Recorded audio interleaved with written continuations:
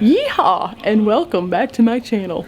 Hello adventurers, and welcome back to my channel. Today we're here in Branson, where we are at one of the most inclusive stops I have ever been to while in Branson. Now guys, this is one of those locations that has a museum,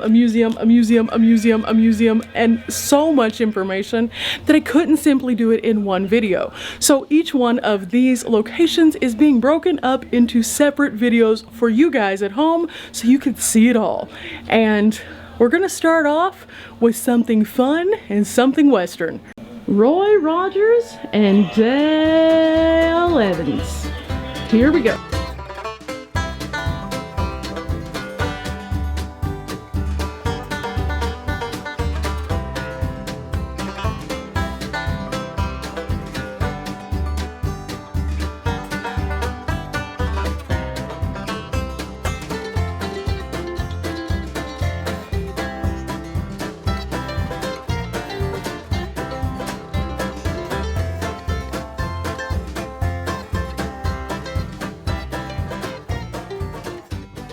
Now, a couple of facts that you might not know about Roy Rogers. He was absolutely petrified the first time that he went on stage, and it didn't happen. He overcame his stage fright and managed to become iconic. He's one of the most well-known movie stars of the time and did so many different things. He sang, he acted, he did a lot of stuff, guys. Not to mention, he also was an introvert. Now, most people think that you have to be super extroverted to get out there and do something crazy like act or sing, but he wasn't really. He was actually a really shy, normal guy, and he was still highly successful. This is the lesson of the day.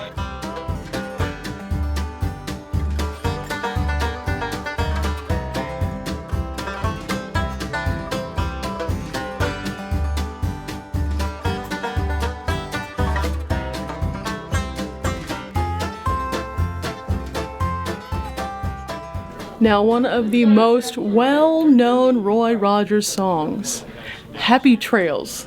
It's played for so many things.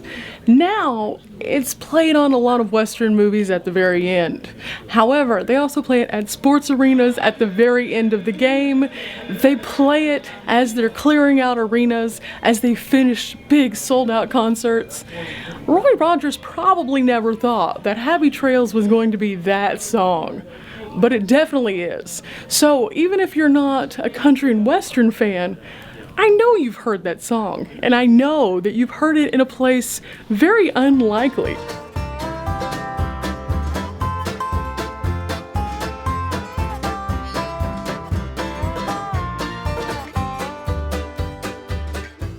But the catalog goes far further than just Happy Trails.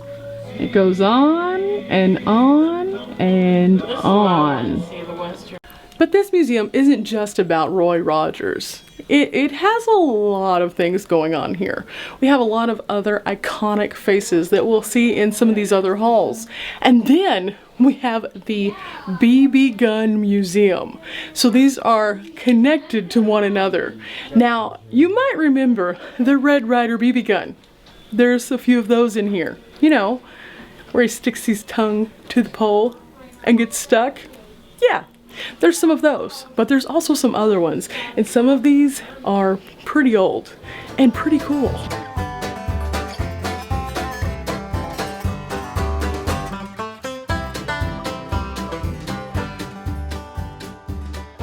Do you remember the Best of the West, or Outlaws and Sheriffs, or maybe even Johnny West?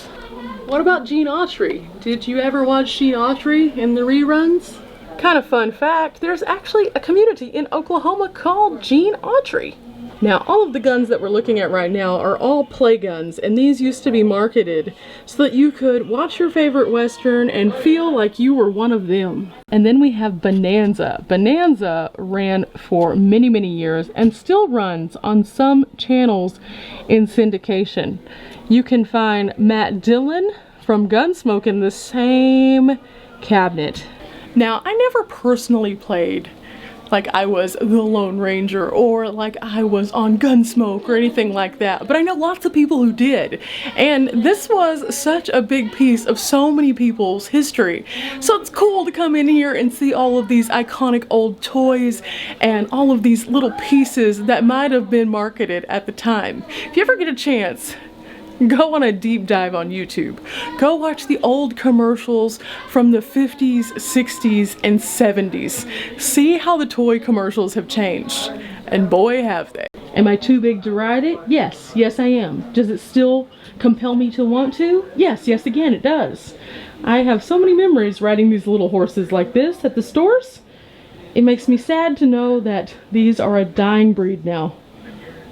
But for all of the girls out there who did play dress up and want to be like the Westerns, here is Annie Oakley, right here.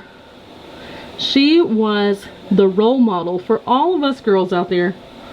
Now in here we actually have a depiction scene, and it's pretty cool. They have like all these little characters and all these little scene pieces.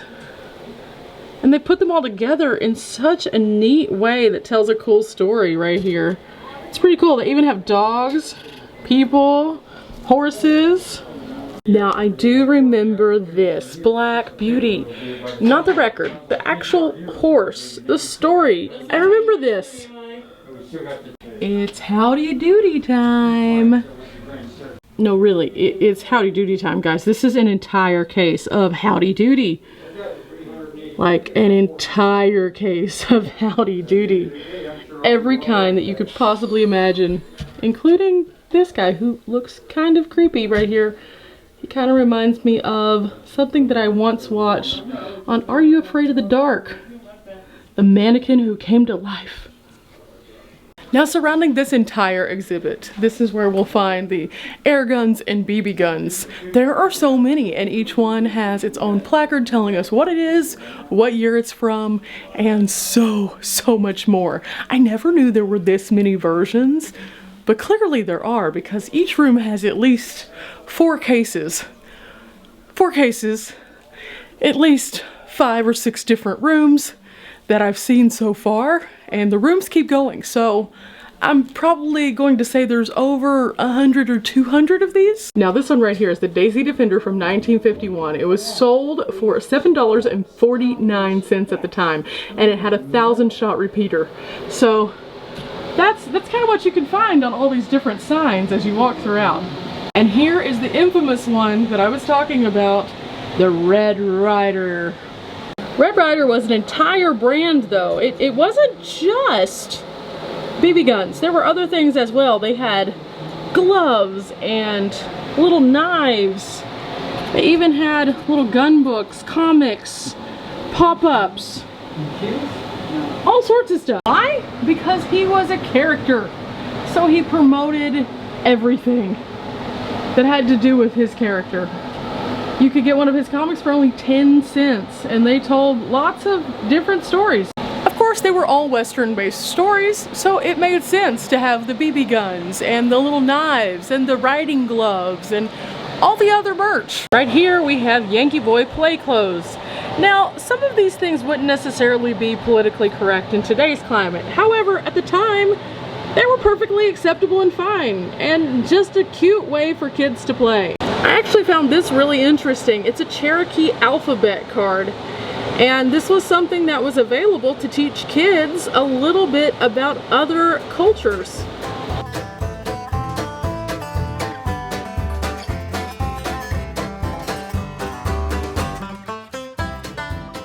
I have never seen so many white horse figurines in one place as I see here today.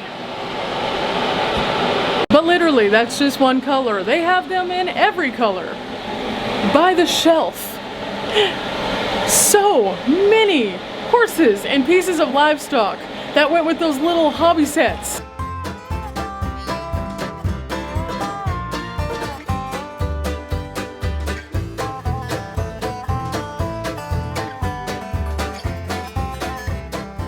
Look at all the cap guns. Every single kind that I can ever imagine is here and more. And it's not just one shelf, it's multiples. They even have these cute ones down here that are designed for girls so that they can play along too. Now, me personally, I'm not a huge gun person, but it's really cool to come to places like this and see this still, because I mean, it's neat. There's so many variations. There's so many people who absolutely had wonderful childhood memories of playing with these wonderful things and just having a good time watching the old westerns. And so I think it's kind of neat to come in here and see the cap guns and the BB guns and all the fun little toys and things like that. Now this is something that I loved. I loved the little bouncy horse. It was so fun. And now I can't get on them because I'm too big. But if they had an adult size one, I'd probably still ride on the little bouncy horse. And remember how I was telling you guys that that other one was calling my name? Well, this one is more my size. Oh, but alas, we cannot ride it. We cannot ride it. Man. Another cool neon right here. Life is good. And it's good to have a good time in places like this.